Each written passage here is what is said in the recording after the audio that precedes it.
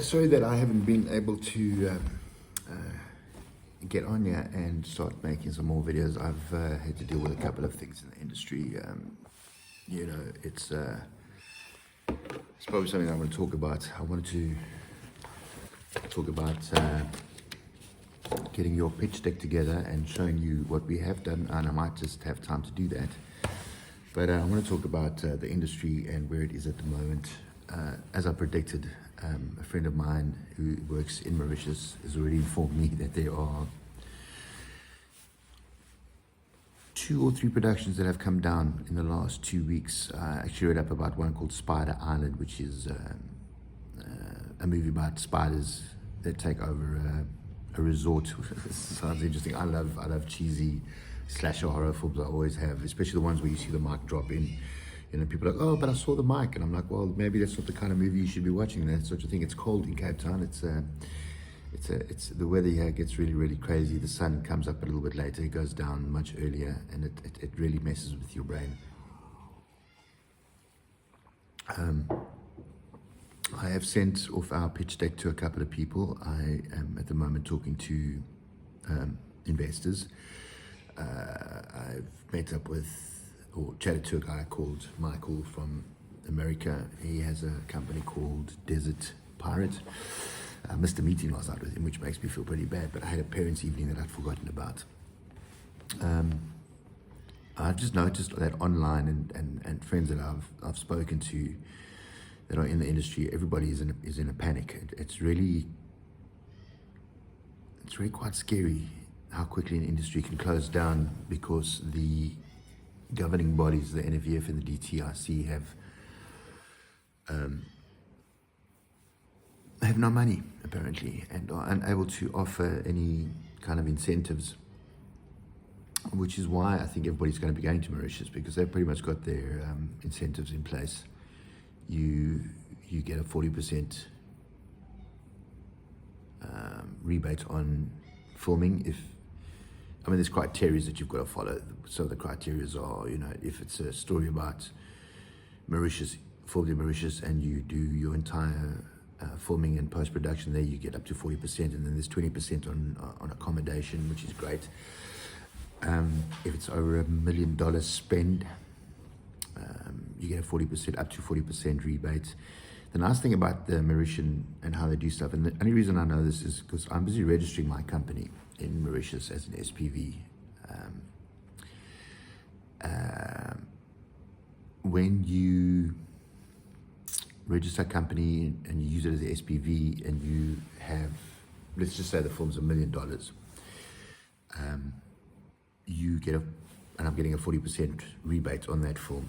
It means that if the SPV is at a bank in Mauritius, you get a letter from the government stating that you will be getting X amount rebate on the film, and you can go and go to the bank and get that 90% of that rebate paid out to you. So you can either use that to pay back investors or put that into the film or use that section, as because a film never gets paid out in one go.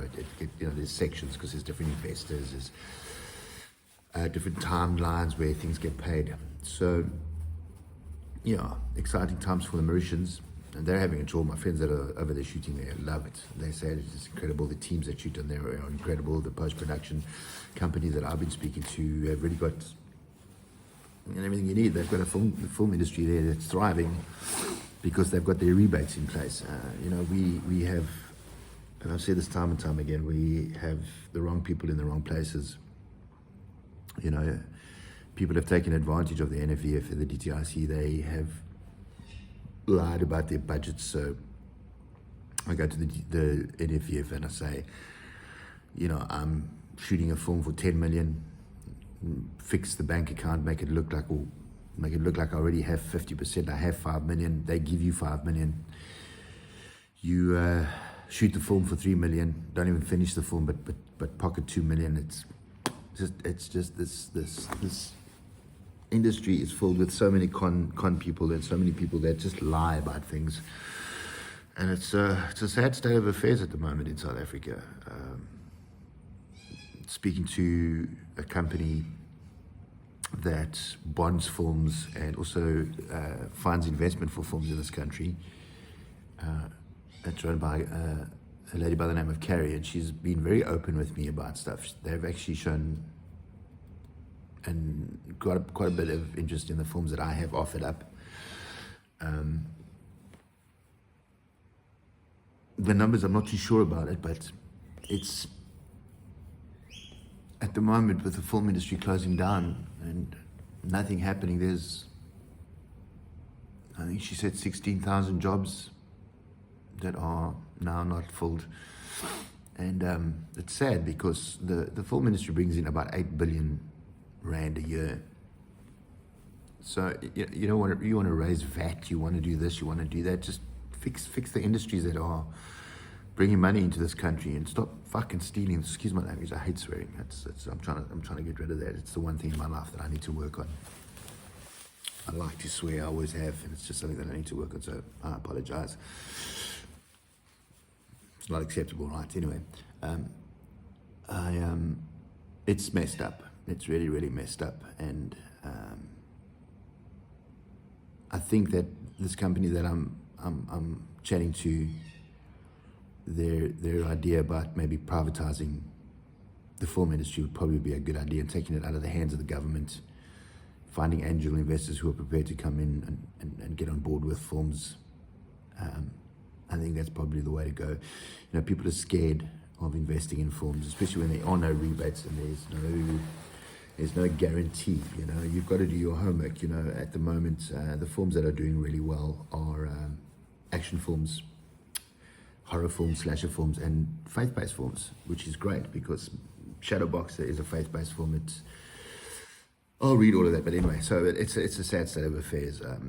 I've been reading on my Instagram pages and on my LinkedIn, just cameraman, executives, producers, ADs, all just talking about, you know, if there's work, please let me know. If there's work, let me know.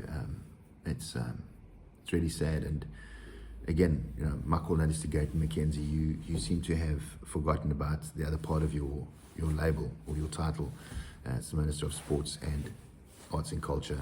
And, you know, if the film industry is bringing in 8 billion rand a year, shouldn't that be a priority? I know it doesn't bring in as much as sports does, but, you know, 8 billion it's not something that we should just scoff at and ignore. So, but anyway, it's been a crazy couple of days with the way things are going, and it is what it is. I mean, what do you do? So just to give you an idea of what we've been doing with our pitch, we have a front cover. So we have an idea for what we think could be a great poster. I've had some nice fan art come in, and you can check out on Instagram the fan art that's there. I'll try and put it in there. But that's so we have a front page, then we have a log line and a tagline. So the log line for Making a Killing reads: a washed out and disillusioned former soldier desperate for money joins a volatile mix of South African mercenaries on a suicide mission into war-torn Congo. Tagline: everyone pays the price. So we have kind of that as our second page. And it's really, really important that it's you know, you've got to have quite a nice description. So then we have a full-down description of what the film is about. I'm not going to read it because that'll be giving away too much. So we've got a breakdown of what the film is about. We have a script. We're also looking at adding some stuff on a rewrite, and then you would have the budget. I don't have the budget yet because we're changing the budget and working on that at the moment. And then we have a secondary look, different poster, and the same with Shadowboxer. So we have a front page, and if you can see that, front page, the log line and the tagline. And the log line for this movie would read: following an unprovoked attack by a lethal Runkel's Cobra, a champion boxer lapses into a deep coma where he's forced to confront his most dangerous opponent yet, himself. The tagline: every fighter meets his match. Then a full breakdown of the synopsis of the film. and then a potential second poster, just so that we can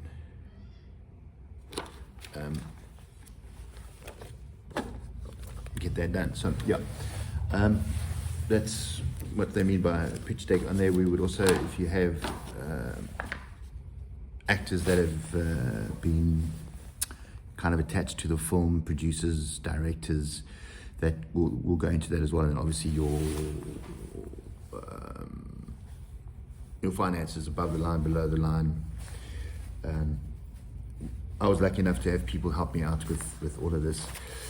I have a full shooting schedule for both movies, which in other words, that if someone came to me now and said to me, here's the money, I would literally say, right, here's, get the production together, get the crew together, do pre-production, here's our shooting dates, this is what we need, we have everything listed, how many background actors, when we need them, props, animals, action vehicles, cameras, crew, when we need them, the days we need them. We've really gone to a point where we're ready to shoot. We are like really ready to shoot. There might be one or two rewrites or three little tweaks that we need to do, but we're getting there, and slowly but surely we're eating this elephant. But other than that, I don't have much more to say today, and I hope that everybody's okay and blessed and thriving. It's tough times ahead for this industry, especially the independent filmmakers. It's never easy. It's very difficult to try and get people to believe in your project, because everybody believes that their project is their project, and nothing wrong with believing that. I really don't believe there's nothing wrong with that. I've always believed that the movies that we are working on are good films. But that's just my opinion. If you like the content that I'm creating, like and share, please.